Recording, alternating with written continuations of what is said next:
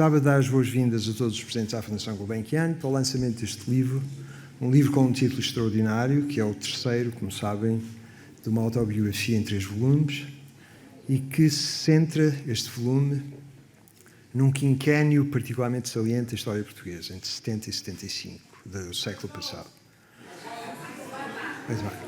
Então, eu estou certo que não querem que eu repita o que disse. Querem só que eu prossiga, não é? Portanto, é isso. Não, eu dizia que este é o lançamento do terceiro livro de uma autobiografia que se centra sobre um quinquénio particularmente importante da história portuguesa contemporânea, entre 1970 e 75. O género memorialístico em Portugal caracteriza-se por uma grande escassez de produção. Há poucas obras de memórias, há pouca produção desse tipo. E essa escassez tem, no entanto, alguns precursores extraordinários. Há grandes memórias escritas em português. As memórias de Raul Brandão, as memórias de Bulhão Pato, as memórias de muitos outros. Poderia estar aqui a citar vários.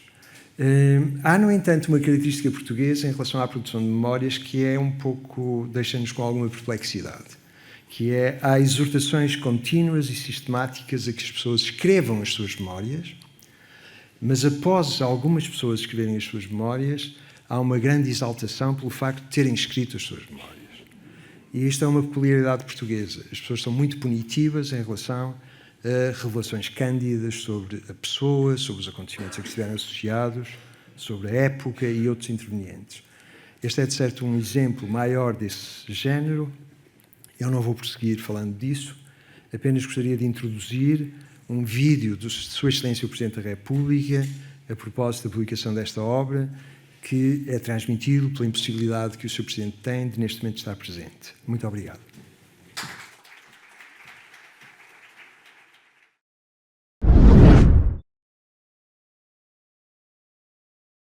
Infelizmente não posso estar no lançamento em Lisboa da obra de João Vanceler. Ou, como dizem os títulos das 3 obras, a última das quais hoje lançada, Johnny.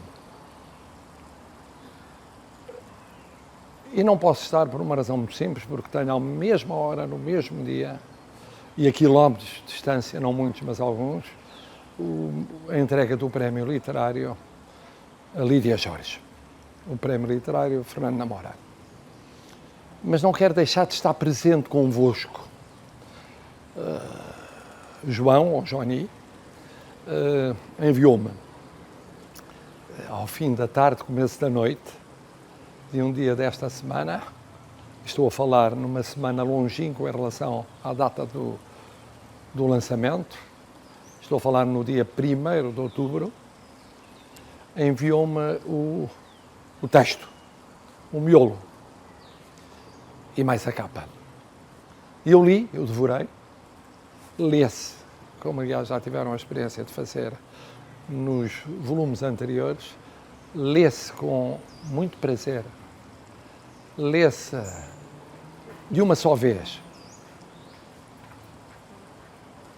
aquilo que é escrito, por várias razões, que são talentos do autor. É um talento do autor, as raízes que recebeu e a educação que recebeu e a forma como a sabe utilizar. É um talento do autor, a vida que teve, variada, cá dentro e lá fora, arrojada em muitos casos, arriscada, aqui e ali aventureira.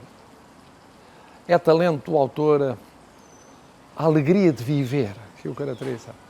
Adora viver, aliás, com os outros, e em muitos casos para os outros, em diversas obras sociais. E é um talento seu saber escrever. E saber escrever para contar histórias. E conta histórias da história geral, isto é, do ambiente vivido no país onde foi criança, depois adolescente, não havia ainda a categoria social de jovem, e depois adulto, mas também noutros países onde trabalhou, por onde passou, onde desenvolveu atividades. E agora neste volume Angola, que era Portugal e que hoje é um país independente há já 50 anos, quase.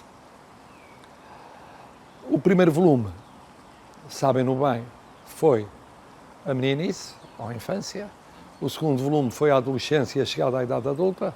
E agora é 70-75. Está na pujança da vida e vive sobretudo entre Portugal e Angola, mas mais tempo em Angola. Com aquela idade, com o espírito sonhador, com aquilo que Angola era naquela ocasião do ponto de vista de crescimento económico e o que significava para jovens idos do que se chamava então a metrópole, para se lançarem na aventura da atividade económica e empresarial. De facto, Angola apresentava horizontes teoricamente ilimitados e eternos. E, portanto, de 1970 a 73 corresponde à narrativa desse período único, que é um período em que os próprios não percebem bem que estão no fim do Império e o fim muito próximo. Ele, aqui e ali, dá apontamentos que indicam que tinha alguma noção da proximidade, mas não essa proximidade, com aquela euforia da transição entre o que é o termo de 5 séculos de história e o começo de um novo ciclo insondável, imprevisível em todo o seu alcance. E depois, a aceleração dos factos, 73 para 74, sempre com um jet lag, um distanciamento temporal em relação àquilo que nós vivíamos em Lisboa. Lá vivia-se mais tarde, e vivia-se mais tarde porque, entretanto, António Spínola era Presidente da República até setembro de 74. Vivia-se mais tarde porque Silvino Silvério Marques representava uma solução de aparente compromisso entre o passado, que estava a deixar de o ser definitivo e irreversivelmente, e o futuro, que não sabia que estava ao virar da esquina, e a aceleração definitiva em 75. Mesmo assim, com atraso em relação ao que se sentia em Lisboa. Em Lisboa, depois do discurso de Spínola, em que no final de julho de 74 afirmara o acolhimento pleno do direito à autodeterminação e à independência, se tinha percebido o que se ia passar em relação ao Império. E tinha-se percebido pelo andar da Revolução, que acelerou com o 28 de setembro, e depois com o final do ano, o que se ia passar nessa Revolução, no galope muito rápido para um fluxo revolucionário. E no final do livro é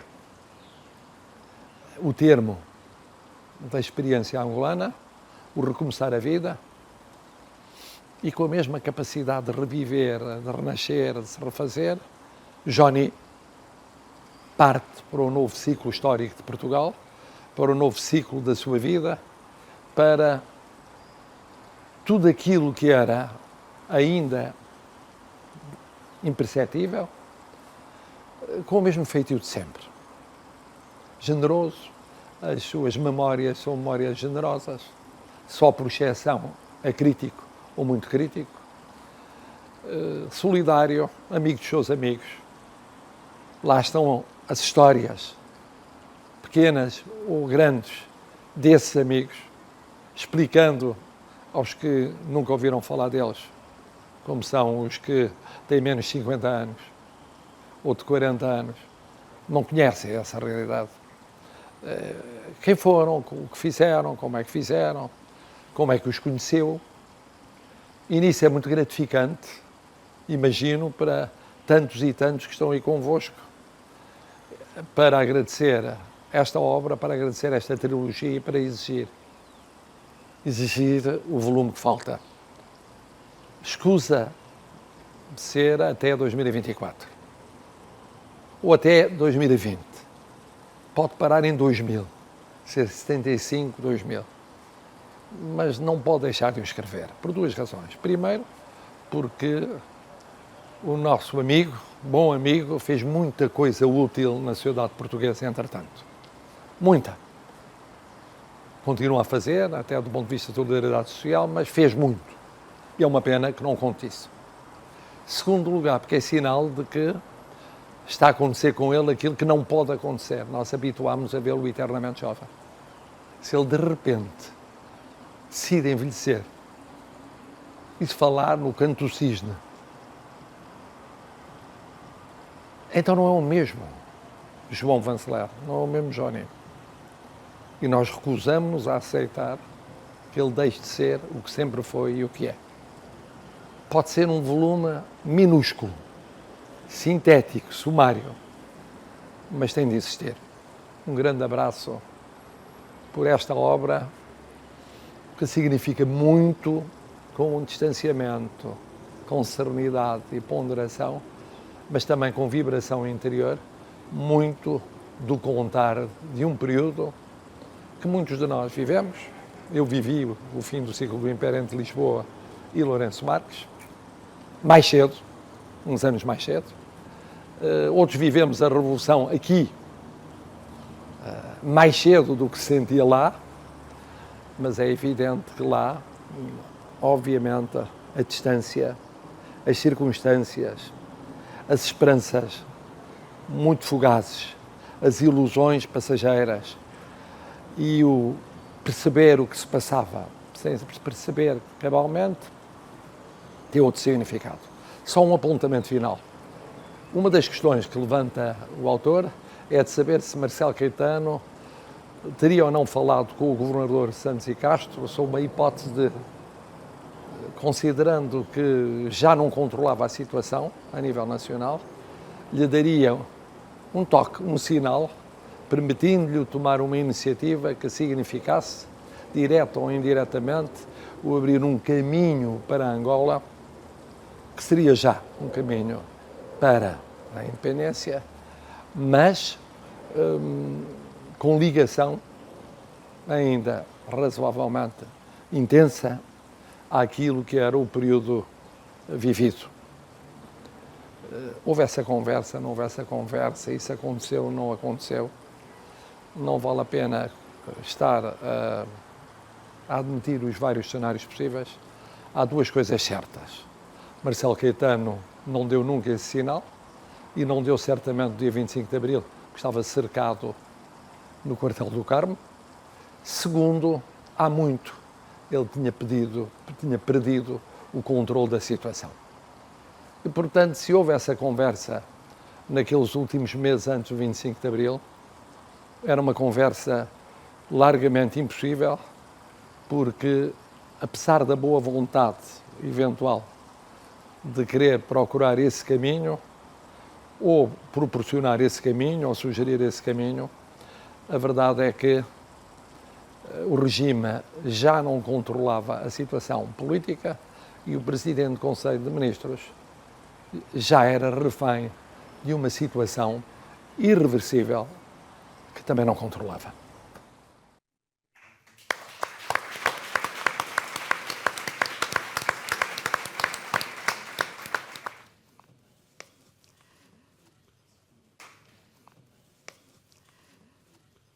Bem, e após esta intervenção, esta introdução pelo Presidente da República do livro, digamos que é uma situação um pouco desconfortável, porque a seguir uma pessoa pergunta-se, e agora? Agora o que é que eu digo? Em primeiro lugar, eu acho que olhando para esta sala, e não querendo fazer aqui atropelos de protocolo, eu acho que se pode considerar feliz quem, escrevendo um livro, olha para esta sala e certamente o autor reconhece nestes rostos muitas das pessoas que entram nas páginas deste livro ou os seus familiares. Isso é evidente, eu mesmo estava aqui a tentar ver se conseguia fazer corresponder a alguns. Eu queria dizer, em relação ao livro, em relação ao autor, que eu não conhecia, e em relação ao livro eu quero dizer algumas coisas, muito poucas, porque não é a mim que o cabe apresentar. Eu estou aqui para uma espécie de uma coisa improvável, que o João Vanzeler me pediu e que me parece ser impossível, que é um tango a três. Neste livro fala-se de tango e dança. Isso foi uma coisa que eu gostei deste autor. É um autor que dança. É um autor que eu desde já lhe convido. Faça, por favor, um livro sobre comida, porque é um livro onde há as mais variadas refeições e que vão acompanhando as diversas fases da vida do João Vanzeler. E que será uma conversa entre o Jorge Braga de Macedo e o José Manuel Fernandes, que vão conversar sobre este livro. Para mim, eu acho que ele tem aquilo que também já aqui foi destacado, e que é o facto de em Portugal haver poucas memórias, depois critica-se quem faz memórias, mas sobretudo há um mundo que faz muito poucas memórias, que é o mundo do dinheiro.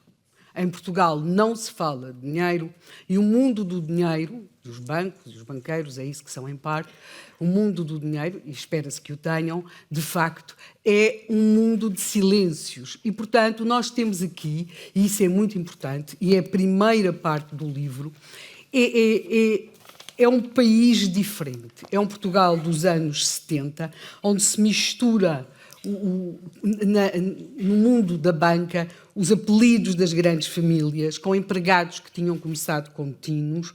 Percebemos também muitas coisas sobre as operações bancárias, percebemos os nomes, os tipos. É o mundo da tarimba, é o mundo em que João Vanzeler diz que tem a tarimba, é o mundo onde um daqueles grandes funcionários bancários era uma espécie quase que de uma personalidade. Eles estão lá, procurem-nos, encontram-nos. Alguns são verdadeiros tipos no sentido vicentino do termo. Vemos chegar os primeiros licenciados ao banco, o que é uma mudança que me parece ser de assinalar. Depois temos aquilo que é designado como condado portucalense, que era o Besco no Porto, não é? Com as suas regras. Era o mundo do nosso estimado cliente Abílio de Oliveira, o nosso estimado cliente Manuel Violas, esse mundo de empresários do Norte, que aqui está muito, muito, muito bem descrito. E, portanto, este é um livro que, de alguma forma, sim, tem muitos episódios, como aqui foi referido, eu fixei alguns, sim, dança-se tango. Faz-se uma cura para a úlcera comendo caracóis vivos. Guia-se, e eu sou profundamente ignorante em matéria automóvel, um BMW, que fiquei específico, que até fui com curiosidade de ver o que era, mas é um mundo que nos vai levar, na sua primeira parte, a um Portugal jovem, a um Portugal em que parece haver uma maior mistura social. Isto é paradoxal, mas seja no próprio mundo do banco, do atrás do balcão, mas entre os clientes, parece haver ali uma espécie de um sonho de progressão, de enriquecimento. Há ali uma vida. É um país, sem dúvida, muito mais novo que aquele que somos agora. Depois temos a segunda parte do livro, que é aquela que eu penso que capturará boa parte das atenções, porque Portugal é um país estranho. Das primeiras tatuagens que eu vi em Portugal, já foi há muitos anos, como calcularão, e eram qualquer coisa como Nambuangongo, Angola e Amor de Mãe, não é?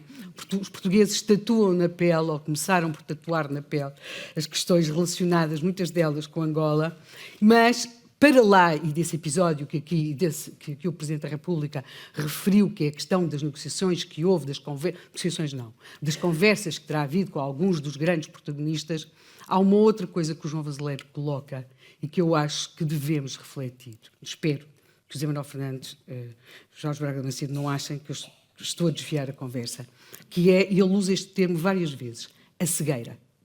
A cegueira. A cegueira causada por uma economia que crescia vertiginosamente. A cegueira causada por uma vida que era confortável. A cegueira causada por parecer que com aquele crescimento económico, com aquela esperança de vida, nada de muito dramático podia acontecer.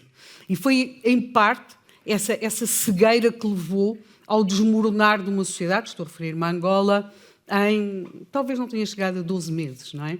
E, ao contrário do que se pensa, talvez uma sociedade onde tudo parece que está a crescer e que tudo que não se pode recuar, torna-se particularmente frágil perante mudanças radicais da política. Isso está aqui muito bem expresso. Depois é claro que temos os episódios, as coisas, o desmoronar, a política da terra queimada, como é que isso se faz? Como é que isso se faz numa sociedade onde havia uma revista que tinha uma tiragem de 100 mil exemplares e só não podia vender mais porque as máquinas não conseguiam tirar mais? São histórias fabulosas, são histórias também de pessoas.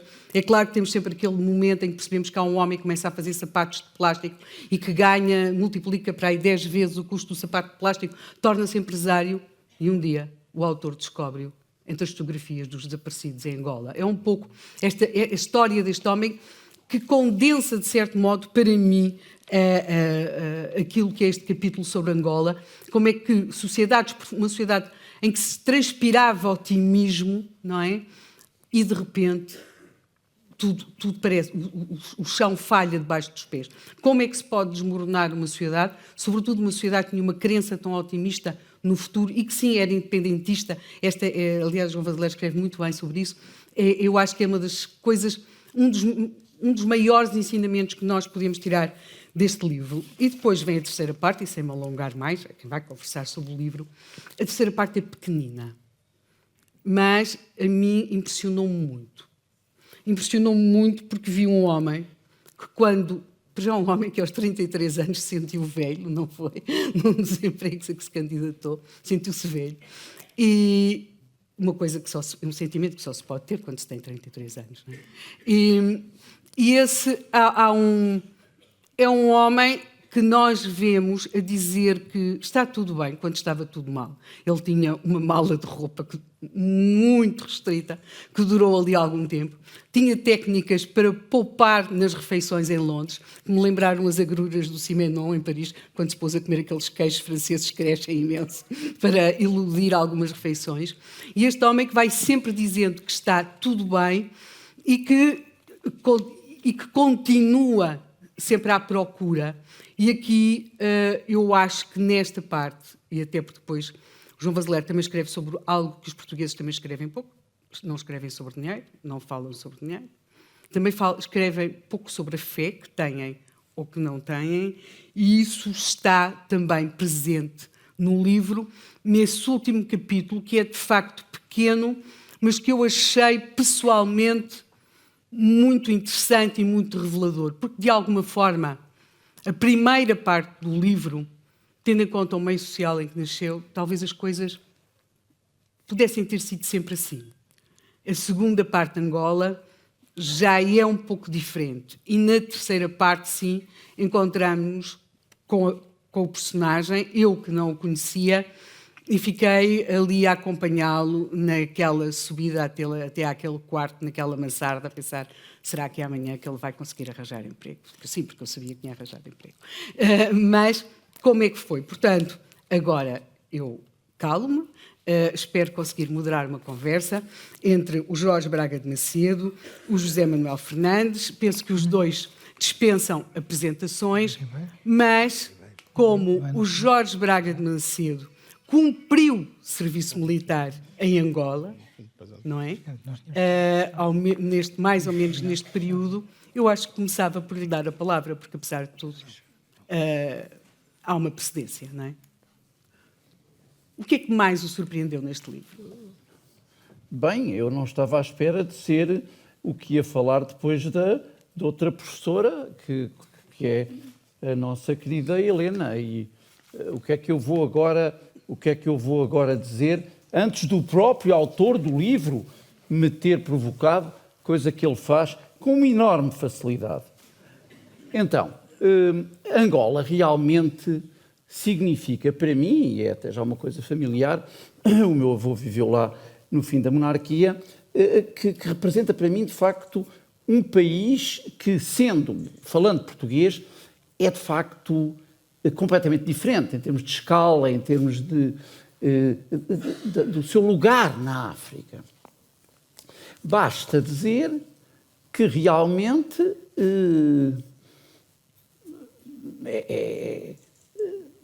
é um país que teve muitas dificuldades, mas que se está aguentar muito bem. E o melhor exemplo disso tem precisamente a ver com uma decisão que o João tomou e que envolve outro confrade, um confrade angolano da Academia das Ciências de Lisboa, que é a Universidade Católica de Angola, que vai ter 25 anos, uma universidade de primeiro plano dentro das universidades católicas e à qual estou associado desde 2015, vai aceitar o espólio dele, ele explicará, mas quer dizer, portanto este livro, além de ser lançado neste sítio icónico de Lisboa, pois também será lançado, se Deus quiser, na UCAM, e isso enche-me de alegria. Há aqui vários angolanos, ou várias pessoas que também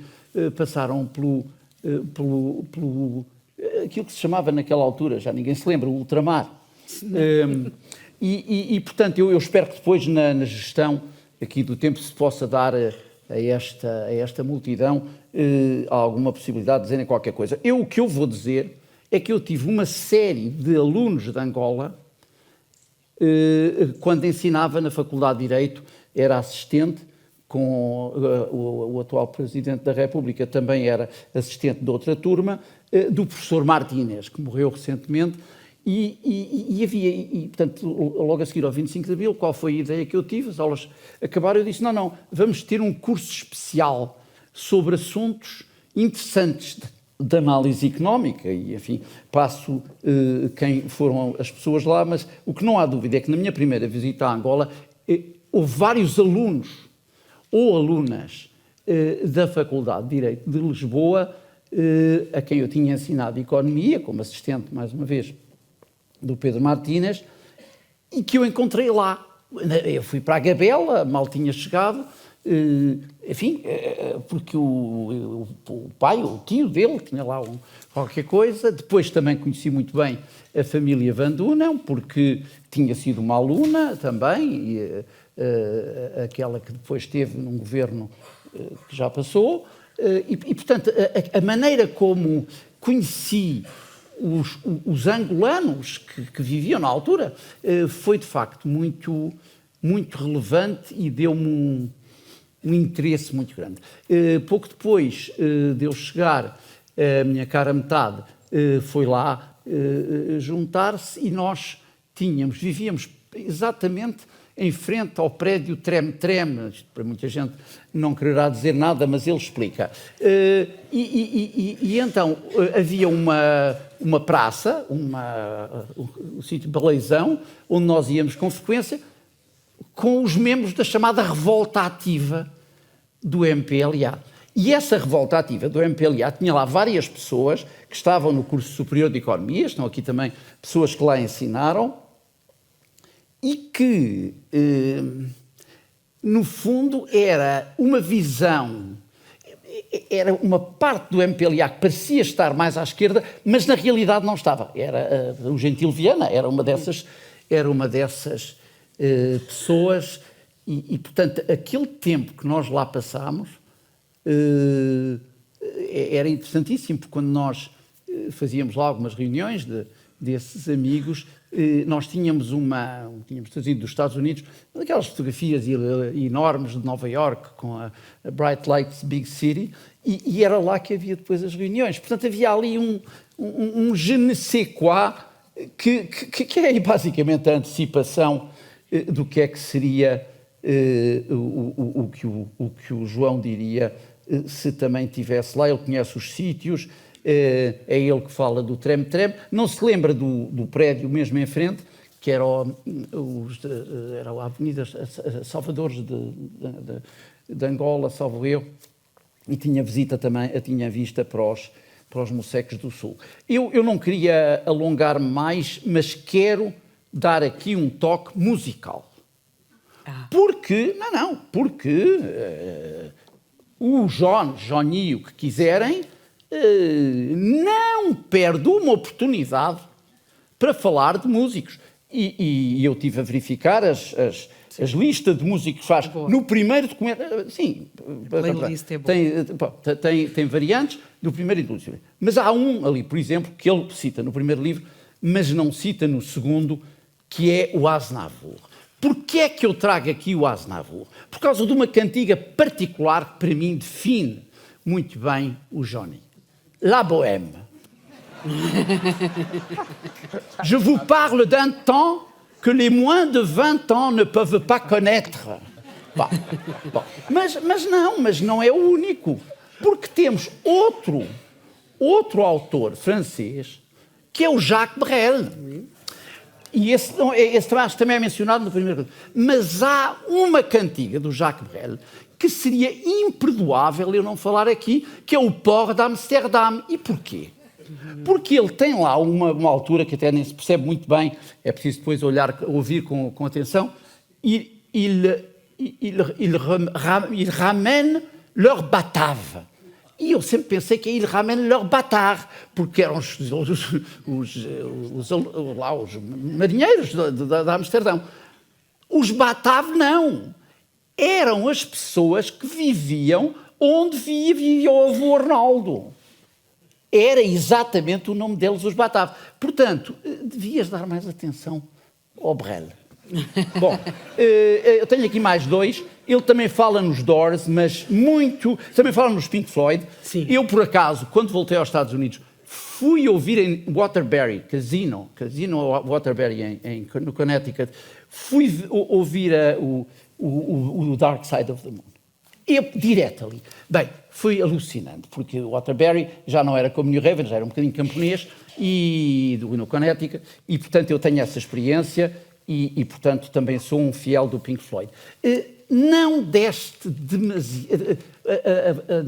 o lugar aos Doors que eles merecem, particularmente o Break On Through. O Break On Through é teu.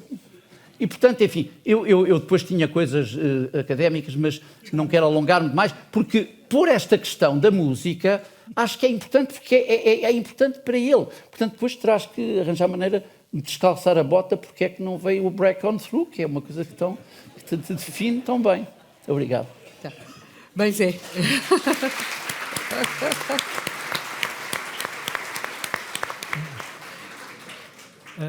E agora, Zé Manel? Eu vou ser sincero, eu não posso agarrar neste mote, Pois não. porque sou conhecido por ser duro de ouvido e, portanto, não tenho cultura musical. Enfim, reconheci, algumas de vez em quando, alguns daqueles álbuns e aquelas referências que vinham aqui ao longo do livro, mas aquilo que eu achei, e que cada vez que eu já tinha sentido isso no primeiro volume, de novo no segundo volume, e porventura ainda mais neste terceiro volume, que me parece que é muito relevante e muito diferente, não é apenas ter escrito as memórias, é ter escrito as memórias com sinceridade.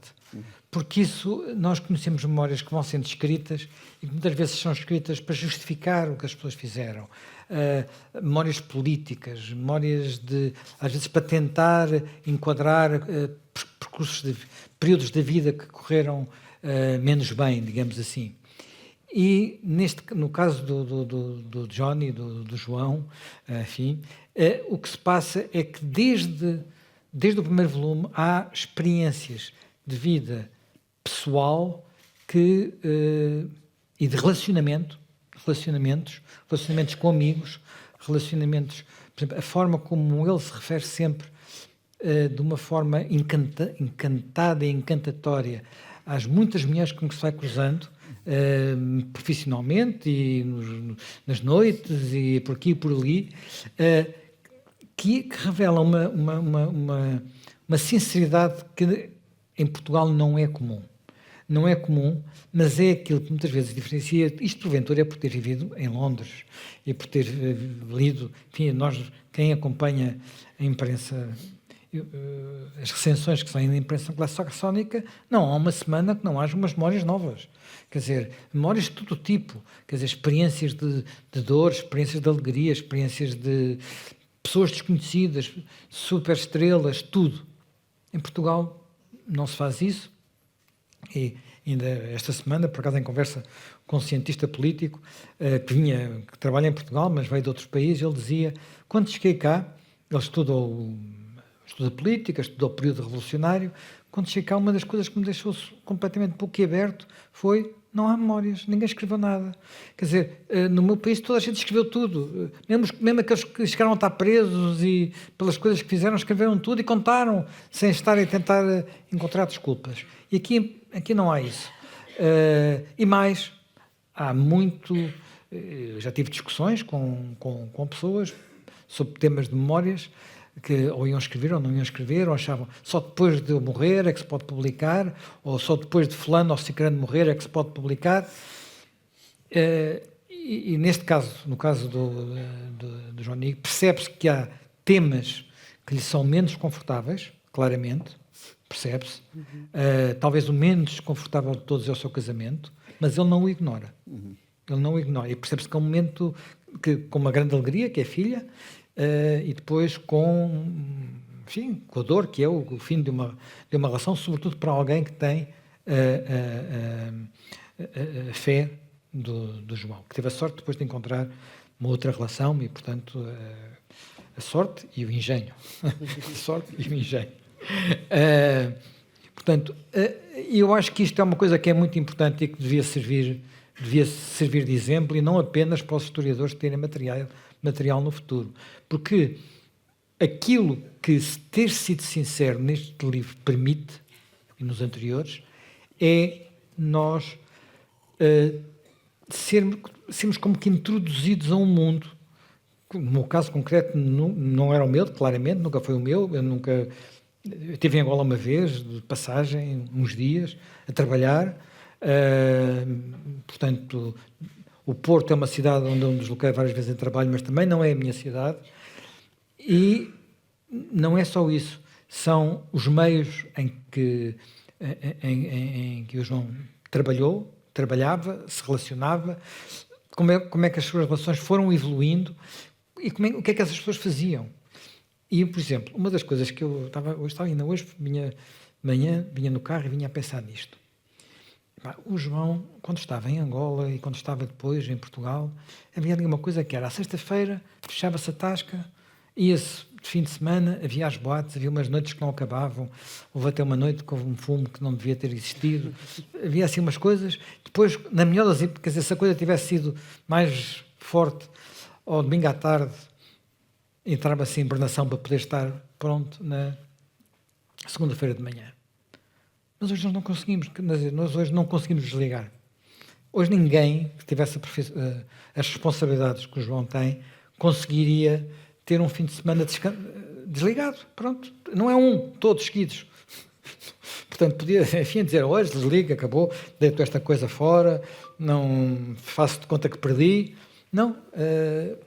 E isto é uma vida diferente. Nós já não imaginamos uma vida de outra forma, já não somos capazes de imaginar uma vida de outra forma, mas ao mesmo tempo, quando olhamos para esta vida, eu pelo menos senti alguma nostalgia e de certa forma recordei tempos, porque eu também já vivi isso, quer dizer, eu tenho idade suficiente para também ter tido momentos em que estava sem estar a pensar no que é que vou fazer na tarefa seguinte. Portanto, e isto acho que é algo que nos faz também falta nos dias de hoje. Mas eu queria falar de mais dois temas, aliás, são dois temas muito relacionados. Um é concreto, mas o concreto, de alguma forma, abre para o geral. O concreto é: nós, hoje, no Observador, fizemos uma pequena hoje ou ontem à noite, mas hoje, portanto, no online é tudo contínuo, não é? Uma pré-publicação de um episódio que é contado no livro, que, aliás, é referido de passagem também aqui pelo Presidente da República, e que tem a ver com um encontro que existiu, por todas as referências que eu tenho aqui, existiu entre o governador de Angola em 74 e o presidente do Conselho, que ainda era assim que se chamava, em fevereiro, precisamente de 74. Em que a conversa terá sido no sentido de poder haver um tipo de autonomia, independência, um caminho qualquer diferente. Nunca nas conversas se terá usado o termo rhodesiano, exemplo rhodesiano, que é também muito significativo e muito próprio da cultura portuguesa, julgo eu também. Não creio que houvesse qualquer possibilidade disso se concretizar, porque não havia por um lado, como o Presidente disse, de alguma forma, Marcelo Caetano, naquela altura, já tinha perdido o controle da situação.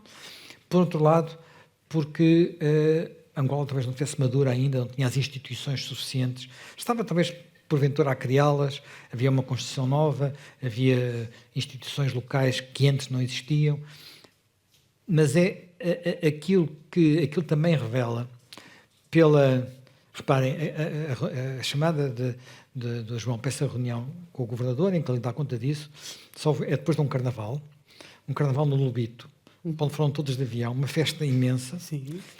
Regressam dali a pensar que vão discutir mais investimentos, daquela euforia angolana, e de repente encontram uma conversa completamente diferente. Isso, de alguma forma, o que é que vocês estão a pensar? Se isto correr mal, o que é que vocês... Quer dizer, e a surpresa não é apenas para o João, é para o João e para os americanos. O lado de quase ingenuidade dos sócios americanos em todo este processo é também muito, muito revelador. E eu acho que é um sinal importante de como foi como é que foi a nossa transição, em que, de alguma forma, nada foi planeado, as coisas aconteceram de forma muito imprevisível,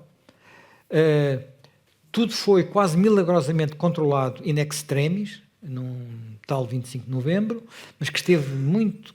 O 25 de novembro em Portugal que foi controlado, mas uns dias antes em Angola já tinha sido perdido, digamos, não foi de vez, mas de forma muito irremediável para aquilo que poderia ter sido.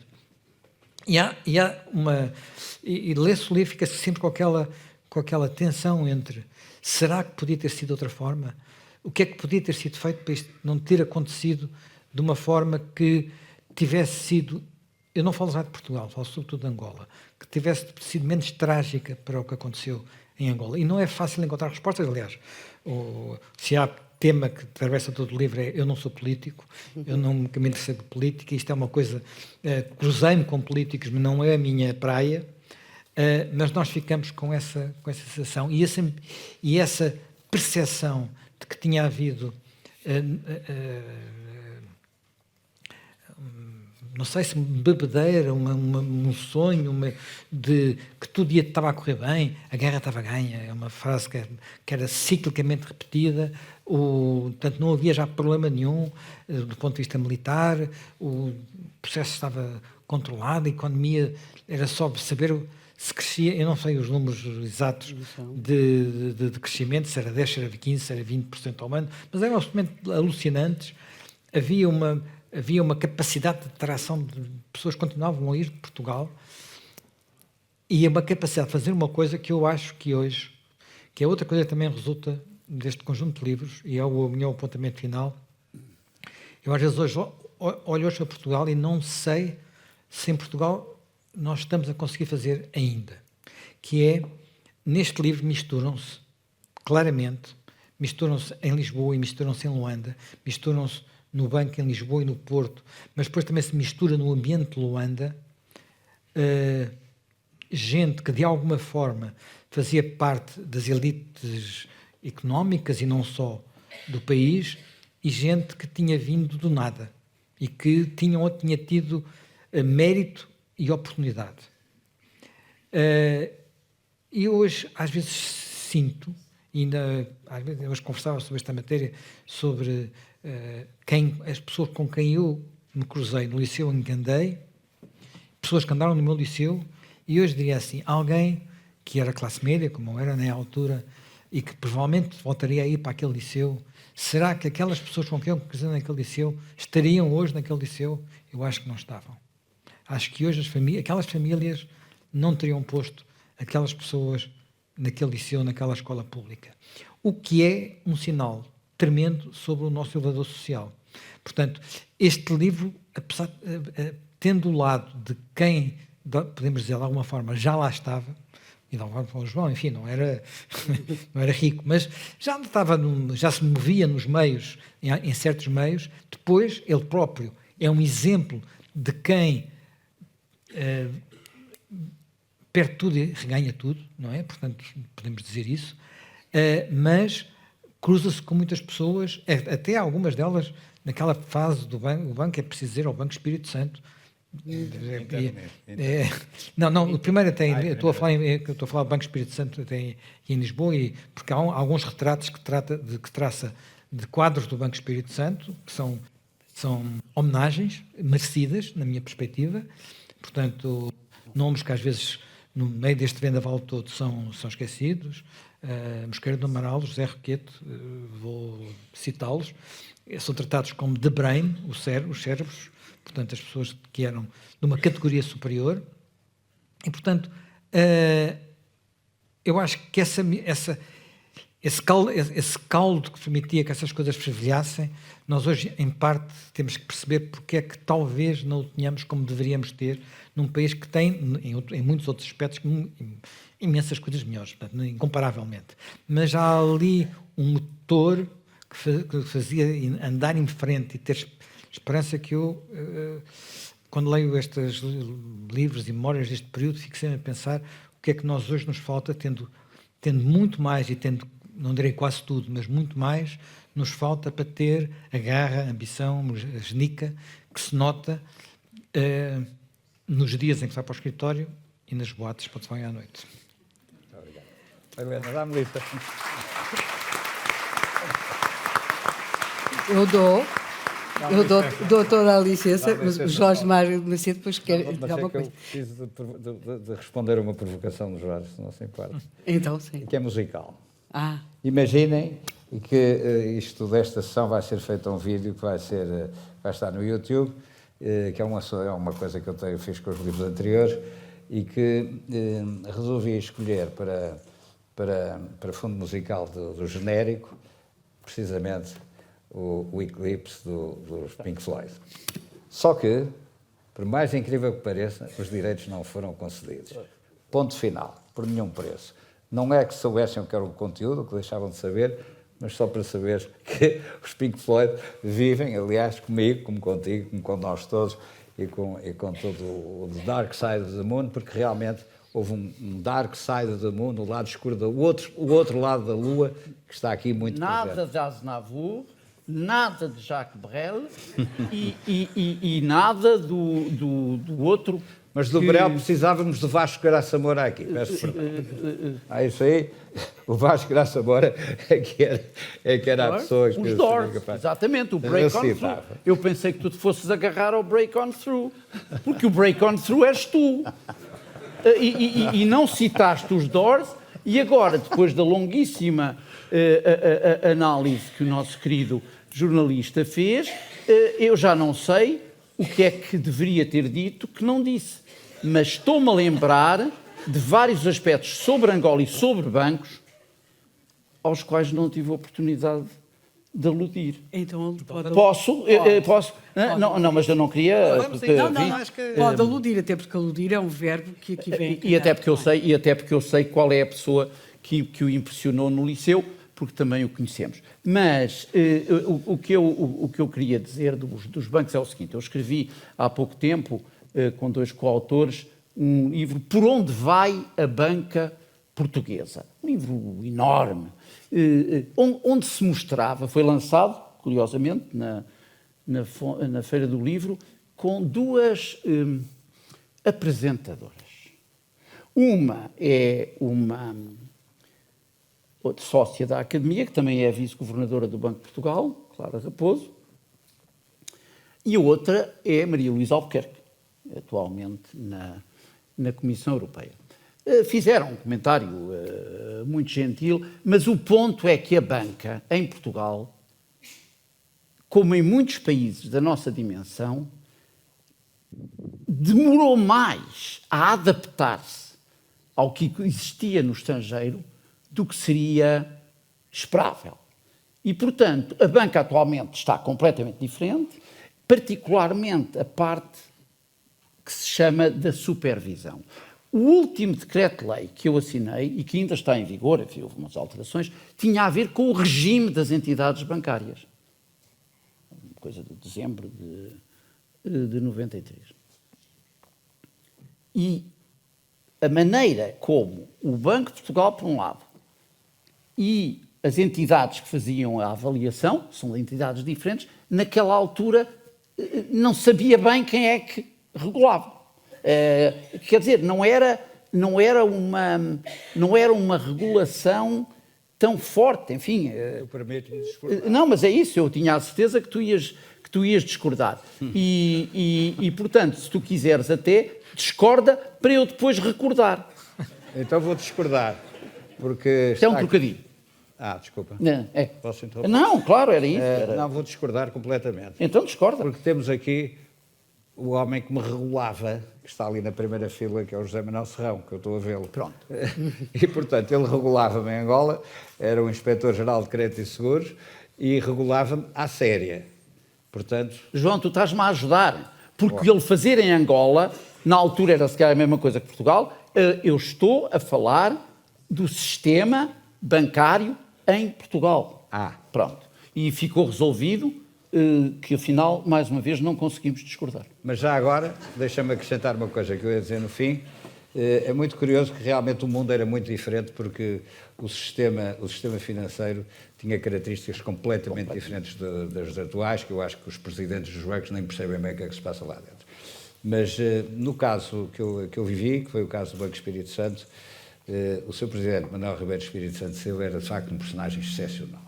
E era de tal maneira excepcional que não havia ocasião em que houvesse reuniões do Fundo Monetário Internacional ou do Banco Mundial, que os ministros das Finanças e os governadores do Banco de Portugal que se sucederam levassem consigo, era a única entidade particular que levavam consigo, que era Manuel Ribeiro Espírito Santo Silva. Porquê?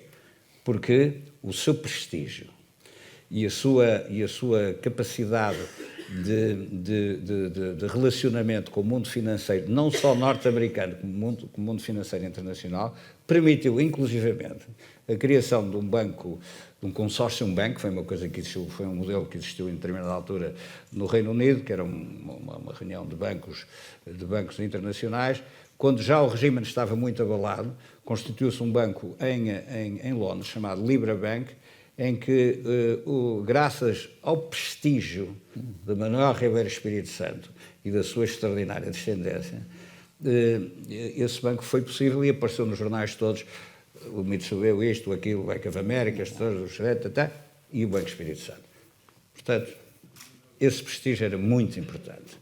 E, portanto, como vê, não houve a menor das discordâncias.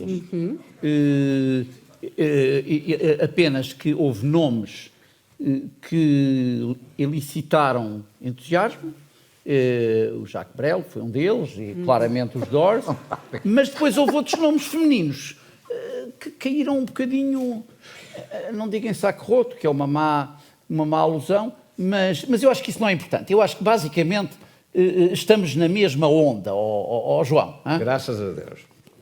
E sobre os bancos? Não quero falar mais? Eu para já disse o que... Mas não tem muito mais tempo. Não, portanto, mas correrei esse risco. Eu acho que o que eu queria era dizer que realmente os bancos é uma área de grande interesse e em que Portugal mudou muito por causa da União Económica e Monetária. E porque nós entramos para o euro a tempo e horas. E, portanto, enfim, isso foram coisas que eu fiz quando estava no governo. Estar-me a pedir para fazer mais, está a ver o que é se eu lhe faço a vontade. Então, onde é que passa o Johnny? Para onde é que ele vão? Para onde é que vai ali os clérigos e a Rua Augusta? Para não falar já do Big Ben. Não é? Eu não posso. Mas, de qualquer forma, um dos aspectos mais interessantes deste livro é que nós vamos podendo ver os bastidores de diferentes bancos em diferentes locais, não é? Exatamente.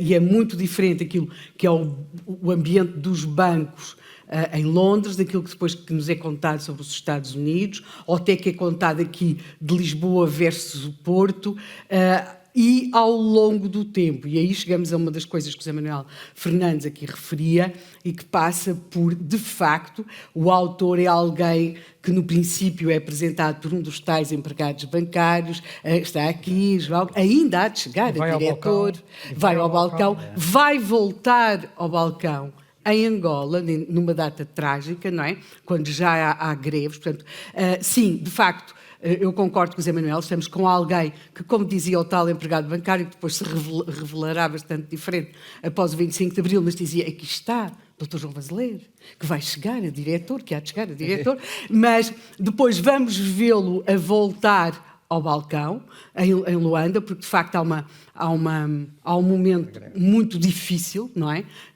Com pessoas fora da dependência, aos gritos, as pessoas não podem, piquetes, as pessoas não podem trabalhar, e tudo aquilo é muito complicado, mas talvez eu acho que o momento que simboliza melhor, não sei o que é que o José Manuel ou o João acharão disso, aquilo que aconteceu em Angola é quando o Citibank, o Interunido, inaugura aquela dependência no Lobito, em fevereiro de Nova Lisboa. O AMO hoje. Pois, em 1975. Março. Aí já estava tudo em cima da mesa, não é? Já se percebia o que ia acontecer, mas a vontade de acreditar que aquilo que era evidente que ia acontecer não podia ser, leva a uma coisa que é quase, olhando, a mim parece-me assim uma coisa, um filme do surrealismo, quer dizer, porque de facto está lá tudo, e vocês estavam a dar uma festa de inauguração, tinham ido contratar pessoal às outras agências, quer dizer, a vontade de acreditar que a tragédia não vai acontecer pode ser um fator decisivo para que a tragédia aconteça. Dê-me só licença de acrescentar que um aspecto ao qual aludiu, aliás, logo no início, mas que nós não tocámos ainda e que se tocássemos poderia levar-nos longe, é a política externa americana naquela altura. E o peso que tinha, não só o presidente, mas o secretário, que, por razões várias, me foi dado conhecer bem. Estamos a falar do Henry Kissinger, que foi um dos fundadores da Trilateral, onde eu estive longos anos, e, portanto, a maneira como ele sabia escapar a qualquer pergunta que lhe desse a entender que ele tinha influenciado, feito ou acontecer. Eu dou um exemplo que não é muito conhecido e que mostra bem como ninguém se atrevia a discordar do Kissinger. Ele teve esta coisa extraordinária, para quem esteve no governo sem estar numa posição cimeira, quer dizer, o facto de ser ouvido e temido, qu'il me haïsse, pourvu qu'il me craigne. Este é do Esquilo, toda a gente sabe. Deixa-me só dizer uma coisa. Do Kissinger levava-nos longe demais. Mas só a propósito do Kissinger. Pergunta no livro, não é? A propósito do Kissinger, é uma questão que eu levanto e que eu depois conheci pessoalmente. Mas ele só falava de futebol, não é? Mas eu, como achei toda esta situação, enfim, refletindo sobre o passado, toda esta situação surreal, tal como a Helena disse, achei por bem entrar em contacto com o Dr. Rui Patrício, que foi o último ministro dos Negócios Estrangeiros de Marcelo Caetano. Está aqui o Miguel Patrício, que me proporcionou a conversa com o pai, que entretanto, infelizmente, nos deixou. Mas tive a oportunidade de numa conversa... que era meu tio por afinidade. Isso é fundamental. Não é nada. Foi um pedantismo, foi os Doors, pronto. Não, mas então, enfim, consegui telefonar, ele vivia no Rio de Janeiro, e foi o ano passado, não me lembro, o Miguel está aí, deve ter sido em julho, agosto, setembro, não me recordo, e eu combinei a hora, porque o Rui Patrício já não estava em bom estado de saúde, e combinei com o Miguel que eu lhe telefonaria a uma hora determinada, que era a hora que ele acabava de passear em Copacabana, que ia passear com o Miguel a pé, e eu ia-lhe telefonar às 10h30 da noite. Eram 10 horas sem que o Miguel estivesse presente, porque era suposto o Miguel estar presente nessa conversa. Toco ao telefone, era o Rui Patrício. E então, o Rui Patrício, portanto, o último ministro dos Negócios Estrangeiros do antigo regime, enfim, fiz-lhe várias perguntas e ele teve uma resposta absolutamente singular. Porque eu perguntei, olha, porquê é que os americanos se portaram assim com esta ingenuidade que a Helena recordou e que tu também recordaste e que está aqui amplamente tratada neste livro? Resposta do Rui Patrício: eles acreditavam em nós, eles americanos. Em nós, Marcelo Caetano, etc, etc. Portanto, isto... Mas deixa-me já agora dizer aqui uma coisa que, enfim, é uma absoluta coincidência, mas que me fez também... As revoluções às vezes têm aspectos paralelos, não é? E por razões profissionais, ao mesmo tempo que estava a acabar de... Eu não tenho as noites curtas de quem consegue ler tudo numa noite. Nenhum de nós. Portanto, enquanto estava a acabar de ler o Johnny Man, vieram-me pedir para fazer uma entrevista ao autor de um livro que acabou de ser publicado sobre a Revolução Russa. Um grande historiador, um grande especialista em Revolução Russa chamado Robert Service. O livro chama-se Sangue da Neve. É um livro muito curioso porque é um livro baseado não em memórias, mas em diários. Diários de pessoas comuns. E aquilo que no livro eu encontrei diferente, depois fiz-lhe entrevista e fiz-lhe perguntas sobre isso, encontrei diferente do que é habitual nos relatos das revoluções russas, é que os relatos das revoluções russas tendem a ser muito políticos e a dar a ideia de que os protagonistas ou são gênios ou são uma espécie de diabos, enfim, não é preciso ser só o famoso Rasputin, havia outras figuras. E que o famoso Kerensky, que comparámos com o nosso Soares, era uma pessoa desastrada. O Kerensky com o Soares? O Kissinger? Pois, não, o Kissinger. Mas o Kissinger é que é o grande... Por isso é que eu me lembrei disso. E aquilo que é interessante dizer é que há ali uma engrenagem, e eu sempre lhe perguntei, mas era inevitável, a Revolução Russa era inevitável, e ele diz, uma revolução ia haver de certeza, não tinha que ser aquela no final, mas uma revolução ia haver de certeza. E pela maneira como aqueles personagens que são personagens comuns vão nos seus diários, como isso vai cruzando depois com os acontecimentos, enfim, com uma circunstância, também havia uma guerra muito mais dramática e trágica que a Primeira Guerra Mundial. Eu estava a ler e ao mesmo tempo dizia assim, bem, um historiador do futuro há de olhar para, que volta a refletir sobre a Revolução Portuguesa e as independências das colónias, vai seguramente tirar muito partido daquilo que o Johnny escreveu, porque vai ajudar a perceber até que ponto é que se está a viver momentos de mudança absoluta e se está a escrever cartas aos pais a dizer que está tudo bem. Sim, mas há uma outra coisa. Que é uma coisa muito... E que ele tem a coragem de reproduzir essas cartas e não ficar com vergonha delas. Sim. Podia ficar, o enganado que eu estava, não vou mostrar, nesta altura ainda estava a dizer que isto vai ser uma maravilha. Samuel, há aqui uma coisa neste livro que se percebe e que se sabe e que é um dos maiores... Aliás, o livro, no primeiro capítulo, mais ou menos acaba com a saída do primeiro número do Expresso, não é? Que esgotou no Porto. E há aqui uma coisa que é... E que isso, quem esteve em Angola, também em Moçambique, mas aqui o que temos em Angola é que dá conta daquilo que foi naquele período pós-74, depois 75, que é a perseguição aos jornalistas em Angola, nomeadamente uma das maiores publicações portuguesas acontecia em Angola, que era a revista Notícia, não é? A perseguição ao seu diretor, que, aliás, acaba por sair de Angola, expulso, a proibição da edição dessa revista e depois de outras publicações. Isso, até hoje, é talvez um dos assuntos sobre o qual os jornalistas portugueses menos se interessaram. Como se nunca tivessem percebido. Sim, eu acho que não tenho... Os jornalistas portugueses, há omissões. Só há muito pouco tempo é que começaram a sair algumas coisas sobre alguns processos que aconteceram no Verão Quente. Por exemplo, é muito recente uma edição sobre o que se passou no Dia Notícias, por exemplo. É um livro que tem, não sei, 10 anos talvez. Foi que isto quer dizer que foram precisos 40 anos para se poder contar o que se passou no Dia Notícias. E há outros aspectos que eu acho que, enfim, a história da Renascença já está de alguma forma contada, mas há muitos outros episódios que estão claramente por contar, designadamente o que se passou, por exemplo, nos órgãos de informação do Estado. Mas é curioso, no caso da Revista Notícia, antes do...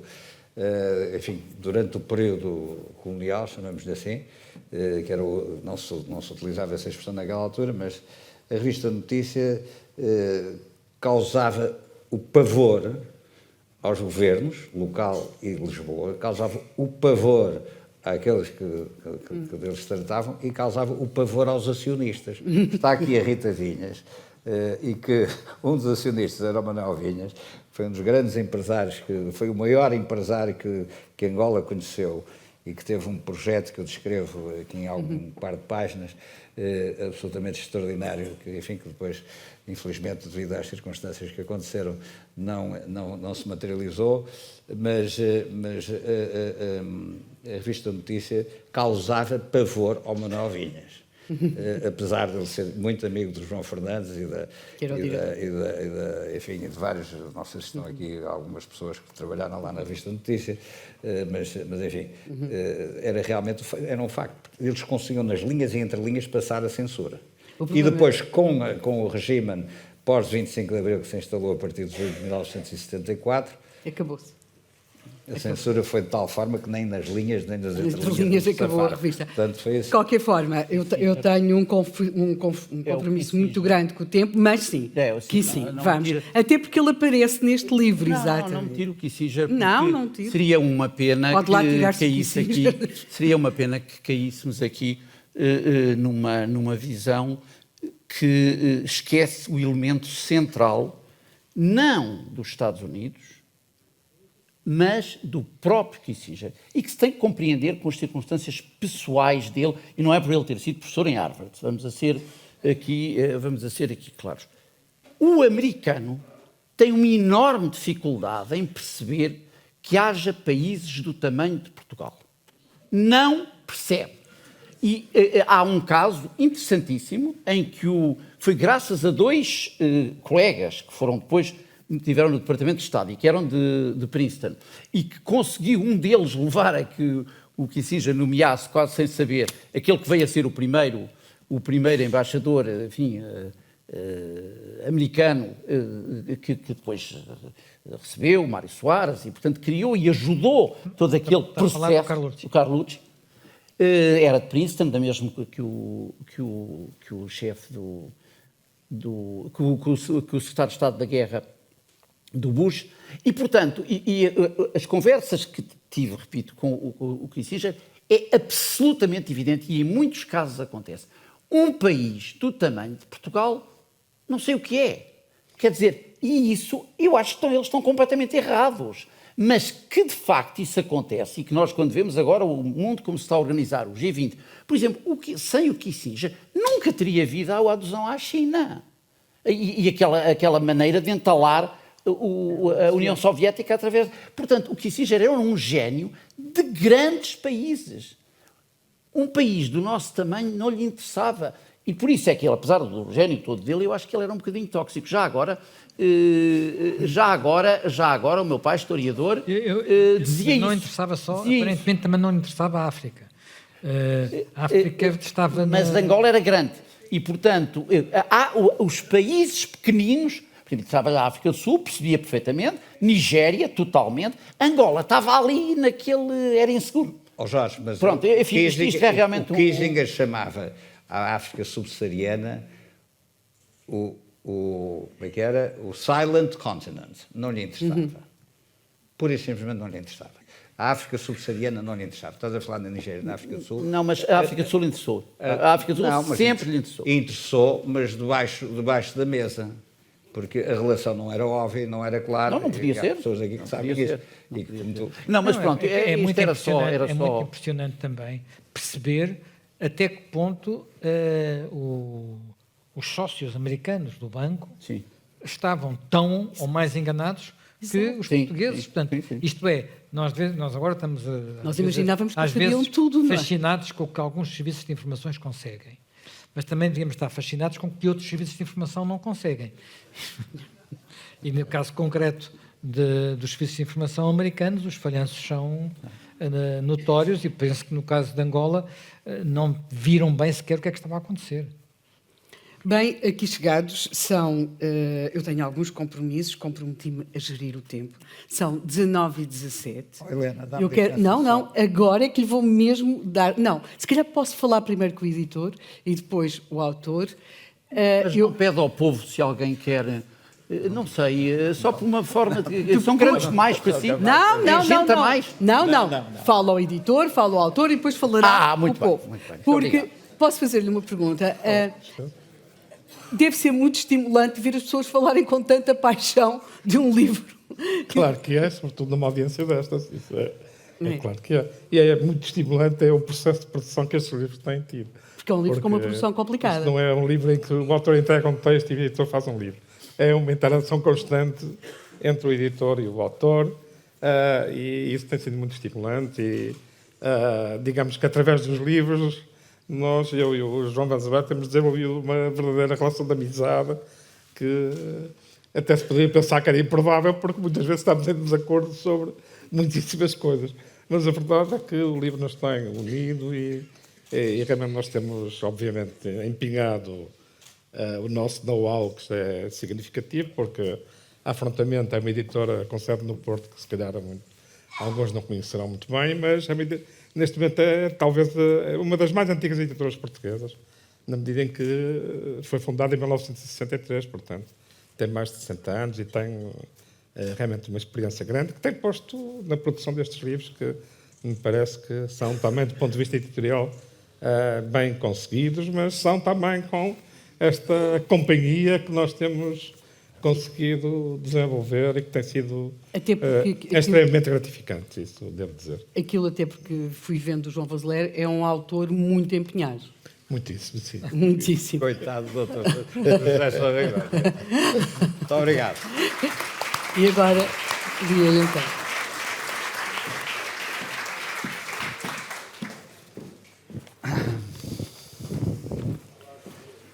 Eu vou falar de generosidade, basicamente, porque é de generosidade que se trata. Primeiro, a generosidade do Sr. Presidente da República, que além de ser Presidente da República, é meu amigo há muitos anos, cumplicidades em especial vindas de célebres dramas na TV que muitos se lembram, e amigo da Vera desde os 14 anos. E, portanto, é uma generosidade o que ele me fez. Nunca esperei, fiquei estupefacto, mas realmente fico extremamente grato pela sua generosidade. Fico muito grato ao Sr. Presidente da Fundação Carlos de Gulbenkian, professor António Feijó, por me receber aqui. Esta é a Casa da Cultura, esta é a capital da cultura portuguesa, esta casa é a capital da cultura portuguesa. A Vera e eu costumamos vir aqui praticamente todas as semanas aos concertos da Gulbenkian, nós que somos os dois melómanos, íamos muito a concertos no estrangeiro e deixámos de ir, porque nós hoje em dia temos aqui os melhores intérpretes do mundo e portanto não necessitamos nem de ir a Nova Iorque, nem a Londres, nem a Berlim, nem a Salzburgo para ouvir aquilo que ouvimos aqui na Gulbenkian. Portanto, ao Sr. Professor António Feijó, eu expresso o meu mais profundo agradecimento pela existência desta instituição, aliás, como expresso ao Rui Vilar, amigo de muitos anos e que me contempla também com a sua amizade. É generosa, mais uma vez. Eu tenho que sublinhar, obviamente, o trabalho do José Sousa Ribeiro, porque o José Sousa Ribeiro aturou-me até ao limite da sua capacidade de aceitação de uma pessoa muito chata e muito insistente. Mas eu estou, de facto, muito impressionado com a qualidade editorial da Afrontamento e que realmente produziu uma peça que é um livro de uma qualidade gráfica absolutamente excepcional. Portanto, ao José Sousa Ribeiro, a generosidade em maturar, sobretudo. Depois, é evidente que tenho que agradecer aos três intervenientes, ao Jorge Braga de Macedo. Porquê é que eu dei a ler o manuscrito ao Jorge Braga de Macedo? Porque eu tinha a certeza de que se o manuscrito fosse mau, ele ia dizer que aquilo era péssimo. Se fosse um amigo que eu já conhecesse há muitos anos, se calhar começava a dizer, meu Deus, isto já lá, assim, talvez, mas não. Bom, e ao José Manuel Fernandes, eu também agradeço muito, porque comecei a colaborar no Observador Online em 2014, num diário de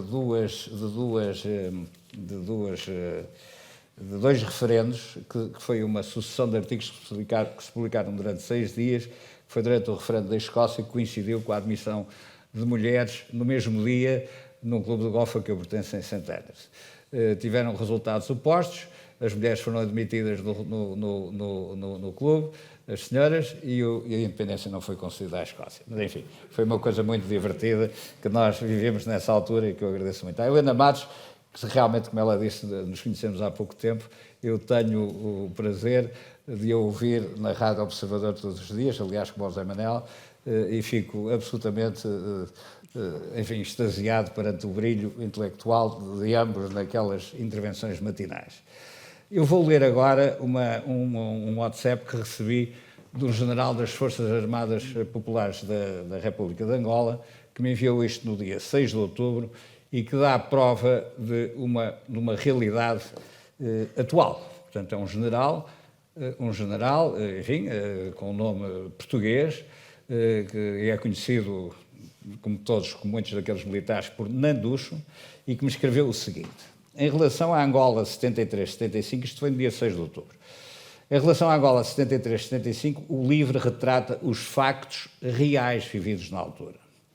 A transição atribulada para a independência e o impedimento de cidadãos que viviam em Angola e que pretendiam regressar não permitiu esse desiderato. Isso deu origem a que os angolanos nunca imaginassem a desgraça que iria acontecer no futuro. Angola tinha tudo para ser o melhor país de África. Conclui assim: que as futuras gerações saibam o que realmente aconteceu. Um abraço, Nanducho. Isto explica tudo. Mas isto tem uma razão de ser. E a razão de ser está, eu não sei se ele está aqui, é o embaixador António Monteiro. O António Monteiro, que teve também uma generosidade enorme em me ajudar na elaboração deste livro, enfim, que ultrapassou enfim, a sua paciência também, enfim, foi realmente fora de série. O António Monteiro desempenhou um papel fundamental no reatamento das relações amigáveis entre Portugal e Angola. E, portanto, ao António Monteiro, eu tenho que expressar aqui a sua generosidade, não só nesse papel que ele teve nas relações diplomáticas entre os dois países, mas também a minha relação pessoal, porque foi meu colega da faculdade e sou amigo dele desde então, grande amigo. Muito obrigado ao António Monteiro também por essa generosidade. Eu queria sublinhar uma coisa que eu já referi, que é Manuel Ribeiro Espírito Santo Silva, mas não me canso de falar nisso, e da família Espírito Santo, dele e dos seus filhos e dos seus descendentes. Está aqui Madalena, eu pedi-lhe para ela vir, devo dizer, enfim, insisti imenso para que ela viesse, suponho que o Bernardo, sobrinho dela, também está aqui, porque é bom reconhecer a qualidade das pessoas que existiam naquela no mundo da finança, no mundo dos como é que diz, do dinheiro, como a Helena lhe chamou, que o meu não era o mundo do dinheiro, os clientes é que tinham dinheiro e os acionistas também tinham dinheiro, mas era um terço. Portanto, enfim. Mas realmente estão aqui vários antigos colaboradores do Banco Espírito Santo que se me apresentaram à entrada e que eu fiquei emocionado quando eles vieram falar comigo. Porque eles consideravam, e um deles até me telefonou, a dizer que se sentia às vezes melhor na família, que era o banco, do que em casa, que era a família deles. Isto é uma coisa realmente extraordinária. Eu, aliás, digo isso no livro, e, portanto, isto tem que ser reconhecido e tem que se perceber o episódio do prestígio e da credibilidade daquelas pessoas que permitiram realmente, enfim, a visibilidade e a credibilidade da existência financeira de Portugal num período muito difícil, que eu há bocadinho que referi. Também não posso esquecer Manuel Queiroz Pereira. Eu descrevo, vou só falar em duas coisas. O Manuel Queiroz Pereira, pai do Pedro Queiroz Pereira, não sei se está aqui a Margarida, disse-me que vinha, mas não tenho a certeza. Foi um homem que era próximo familiarmente de Marcelo Caetano, e Marcelo Caetano o obrigou a trazer umas massas lá de fora que ele tinha na Suíça, creio eu, que eram abundantes. E vieram esses dinheiros em 1971, 72, e o Marcelo Caetano pediu também ao Manuel Queiroz Pereira para adquirir 2 jornais diários vespertinos, a Capital e o Diário do Norte. O Capital era um jornal vespertino muito influente na altura, não propriamente amigo do Estado Novo. O Diário do Norte, enfim, era um jornal menor, como o Rui Vilar sabe muitíssimo bem, e os dois perdiam milhares e milhares de contos, milhões de euros todos os meses, de tal maneira que eu nem conseguia cobrar o táxi ou a refeição, que me obrigavam a deslocar-me às reuniões dos órgãos sociais a que pertenci nessas duas sociedades e que tive o privilégio de conviver com personagens absolutamente fora de série, não só como jornalistas, como como pessoas do Conselho de Administração, como o Lino Palma Carlos, que era o Presidente da Assembleia Geral, que sempre me chamava para a mesa, porque o Sr. Doutor, faça favor de vir aqui à mesa, porque tinha sido aluno dele, ele chamava para a mesa da Assembleia Geral e aquilo era uma espécie de batalha política intensíssima, porque aquilo é tudo. Os assistentes à Assembleia Geral tinham poucas ações, era uma espécie de comício de esquerda daquela altura. Portanto, isto é um nome que eu nunca poderei esquecer. O José Manuel Serrão era o inspetor, era o chefe, era o polícia, está aqui. E, portanto, dizer que não havia regulação, porque era certamente diferente, mas havia regulação. E há vários episódios aí que o demonstram. E, além disso, o José Manuel Serrão, além de ser regulador e ser polícia, e meu polícia, foi o autor do prefácio deste livro, e por isso é a generosidade do José Manuel Serrão que está aqui em cima da mesa. O Carlos Damas, que está aqui também, e que me permite, que fez uma história do Banco Espírito Santo, e que me facilitou o acesso a uma série de dados do Banco de Portugal e que eu creio que evitam que eu cometesse erros nessa área. Há duas pessoas, que eu não sei se estão aqui, mas que é o João Sanches e o José Corte Real Sequeira. O João Sanches era sobrinho neto do Marcelo Caetano e era filho do ministro Rui Seixas e faz parte integrante como testemunho deste episódio que foi relatado pelo Sr. Presidente da República e que foi aqui abordado pelos nossos distintos oradores. E ele facilitou-me todas as notas, todas, manuscritas pelo pai, etc., que eu não tenho dúvida nenhuma de que aquilo que escrevo e daquilo que está no livro tem qualquer deficiência, aquilo corresponde 100% à realidade e não gostaria de alongar mais sobre isso. O José Corte Real Sequeira era amigo íntimo de Jonas Savimbi, desde o banco das escolas até hoje, acompanhou no liceu, foi colega dele no liceu, depois acompanhou nas suas lutas políticas e hoje em dia continua ligado à UNITA até hoje. Sem o José Corte Real Sequeira, eu não teria um documento absolutamente fundamental que está retratado no livro, que é a capa de uma revista que descreve a inauguração da agência do Banco Interunido em Nova Lisboa, hoje o AMBO, e que é difícil acreditar, é surreal, como dizia a Helena, que 8 dias antes do 11 de março de 1975 se pudesse fazer uma coisa dessas, incluindo uma Assembleia Geral que tinha ocorrido na Gabela 2 ou 3 dias antes, que o José Roquete já foi aqui referido, era o Presidente da Assembleia Geral e que me ajudou a recordar esse assunto, porque vieram representantes do Citibank de Joanesburgo, de Nova Iorque, de Londres, veio o José Roquete, que era Presidente da Assembleia Geral, e o Mário Mosqueira do Amaral, que era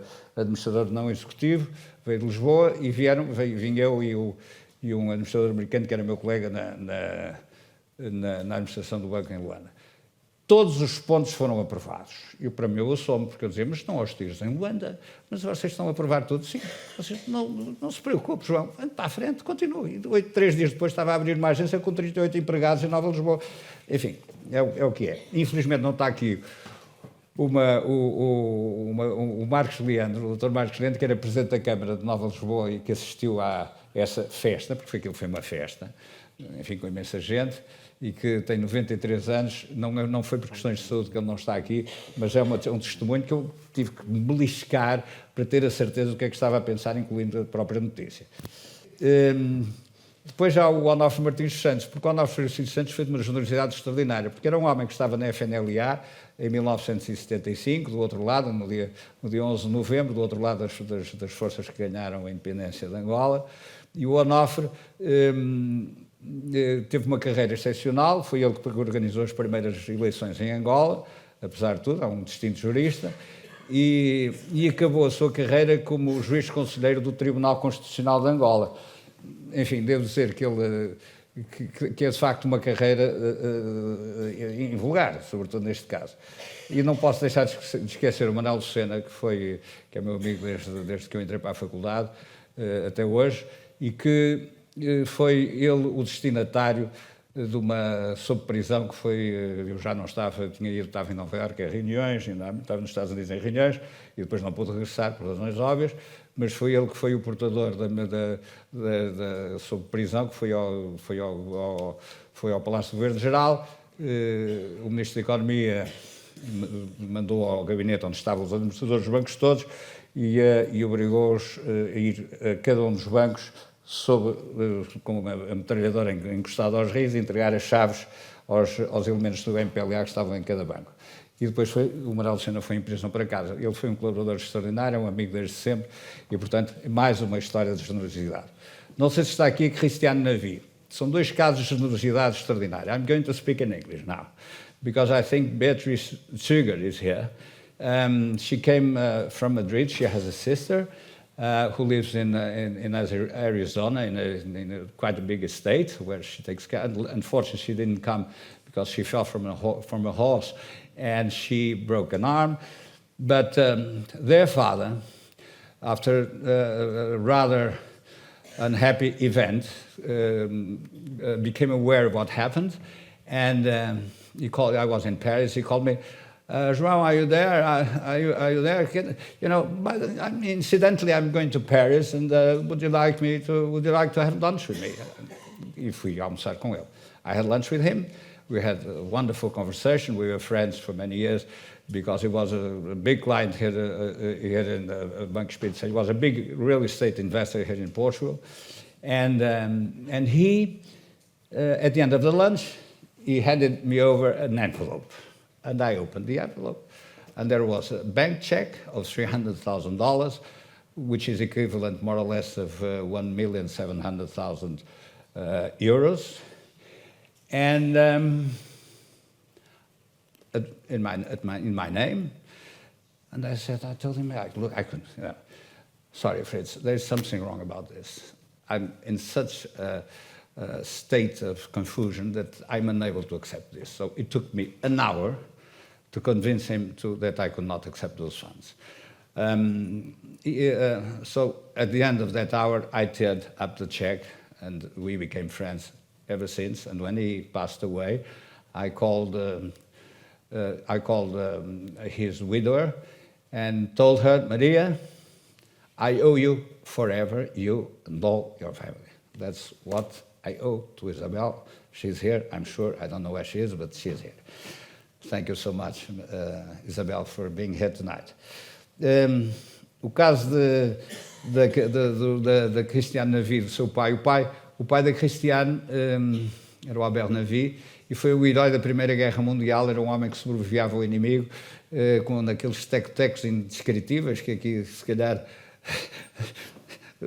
conhece, se lembra disso, enfim, de documentação, etc. O pai da Vera era um grande investigador desses feitos de aviação e foi o herói da Primeira Guerra Mundial, e depois na Segunda não foi menor, porque na Segunda Guerra Mundial ele conseguiu um equilíbrio absolutamente extraordinário, que foi, ele era um dos acionistas de referência de uma das maiores empresas francesas, a L'Air Liquide, e conseguiu duas coisas surpreendentes que infelizmente não está contada. Eu bem gostaria que a Cristiane desse isso um dia à escrita, porque conseguiu manobrar os nazis de maneira a conseguir manter a estabilidade do L'Air Liquide em França e ao mesmo tempo ajudar os judeus todos a saírem de França, todos que estavam no território ocupado pelos nazis, que eram acolhidos aqui em Portugal por sua mulher, que era a Camille Stein, que era uma judia, obviamente. Eu suponho que ele também era judeu, mas conseguiu esse equilíbrio e ficou íntimo amigo do François Mitterrand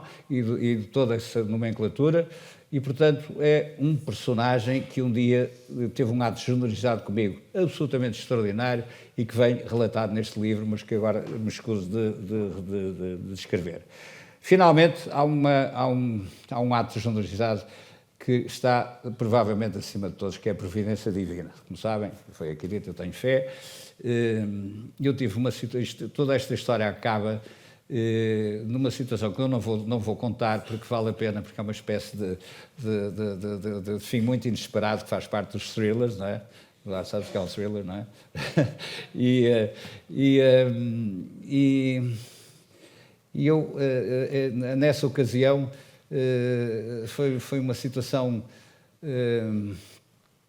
tão inesperada. Eram 10h20 da manhã, eu ia, enfim, já estava, era o fim de novembro, estava numa umidade horrível na City, e choque com uma pessoa. E desse choque resulta uma história que vem no livro, que vale a pena vocês darem uma vista de olhos, e isso ajudou. Esse choque foi resultado da providência divina. Ele vinha distraído, eu ia distraído, choquei com ele de frente, etc. Lerão. E depois há a Vera, coitada, que maturou aqui no último ano e meio, desde que eu fiz uma ruptura de tendão naqueles e consegui, fiquei 4 meses em casa, decidi escrever. E pronto, e vocês têm aqui este livro. Muito obrigado pelo vosso tempo. Agora, há coquetéis que vão ser servidos a seguir a esta sessão. Os coquetéis serão acompanhados por vinhos de 4 ramos da minha família, todos vinhos do Douro, que tiveram a gentileza de me oferecer. Eu suponho que, não sei, quem quiser sair daqui assim um bocadinho, está à vontade. Portanto, muito obrigado a todos e